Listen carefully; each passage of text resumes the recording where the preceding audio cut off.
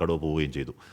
അയോധ്യയിലെ രാമക്ഷേത്രത്തിന്റെ പ്രതിഷ്ഠാ ചടങ്ങിൽ CPIM പങ്കെടുക്കില്ലെന്ന് സീതാറാം യെച്ചൂരി. മതപരമായ ചടങ്ങിനെ ഭരണകൂട സ്പോൺസേഡ് പരിപാടിയാക്കി മാറ്റുന്നത് അംഗീകരിക്കാൻ കഴിയില്ല. രാഷ്ട്രീയ നേട്ടത്തിന് മതത്തെ ഉപയോഗിക്കുന്നതിനാലാണ് ചടങ്ങിൽ പങ്കെടുക്കാത്തതെന്നും സീതാറാം യെച്ചൂരി പറഞ്ഞു.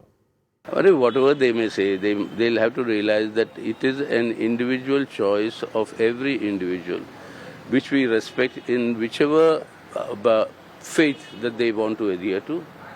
That is their choice, which we respect. We respect religion and the choices made by individuals into their particular faith. This is a right that is safeguarded by our constitutional guarantee, and this is the right that the CPIM steadfastly has been upholding and will safeguard.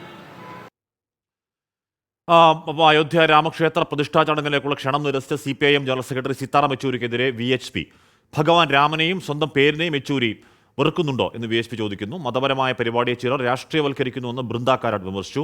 കുടുംബസമേതം ചടങ്ങിൽ പങ്കെടുക്കുമെന്ന് HD Kumaraswamy പറഞ്ഞു. അയോധ്യ രാമക്ഷേത്ര പ്രതിഷ്ഠാ ചടങ്ങിലേക്ക് ക്ഷേത്ര നിർമ്മാണ കമ്മിറ്റിയാണ് പ്രതിപക്ഷ പാർട്ടി നേതാക്കളെ ക്ഷണിച്ചത്.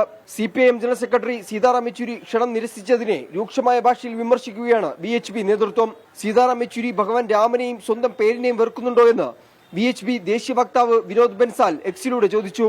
തങ്ങൾ മതവിശ്വാസങ്ങളെ ബഹുമാനിക്കുന്നുവെന്നും എന്നാൽ ചിലർ മതപരമായ പരിപാടിയെ രാഷ്ട്രീയവൽക്കരിക്കുന്നുവെന്നും CPIM PB അംഗം ബൃന്ദ കാരാട്ട്. ജനുവരി 22-ന് നടക്കുന്ന അയോധ്യ രാമക്ഷേത്ര പ്രതിഷ്ഠാ ചടങ്ങിലേക്ക് കോൺഗ്രസ് അധ്യക്ഷൻ മല്ലികാർജ്ജുന ഖാർഗെ, മുൻ കോൺഗ്രസ് അധ്യക്ഷ Sonia Gandhi, CPI general secretary D രാജ തുടങ്ങിയ പ്രതിപക്ഷ പാർട്ടി നേതാക്കൾക്കായിരുന്നു ക്ഷണം.